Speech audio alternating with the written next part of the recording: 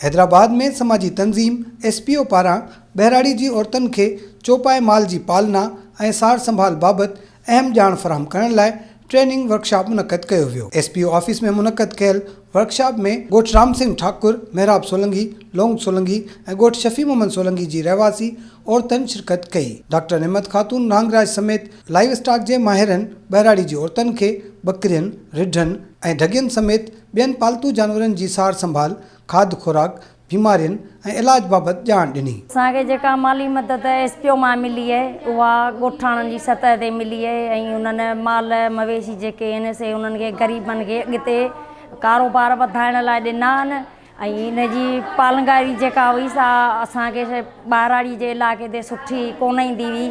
उन्हनि मंझि बीमार जे बचाव जा टुका ऐं कल्ह खां वठी जेका ट्रेनिंग हली आहे उन में बीमारी जे बचाव जा टुका, तरीक़े जा छितियूं ठाहिण ऐं हेठि माल जेका आहे मेंह ढुकी अलॻि ॿधण ऐं सुहा अलॻि ॿधण, हुनजी सफ़ाई सुथरी जेका कल्ह खां वठी ट्रेनिंग असांखे मैडम डॉक्टर हिते ॾिनी आहे उहा उन मां असां सिखिया आहियूं। असां सिर्फ़ु 2 टाइम ॻोठनि में पाणी पीआरींदासीं, हिकिड़ो शाम जो ऐं हिकिड़ो सुबुह जो।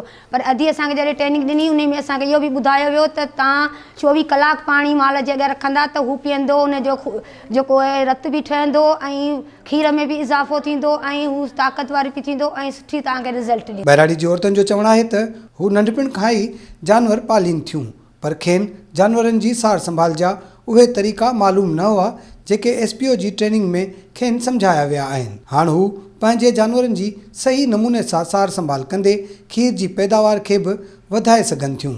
कैमरामैन सलीम चांडियो सां गॾु फ़हीम बबर, सिंध TV न्यूज़, हैदराबाद।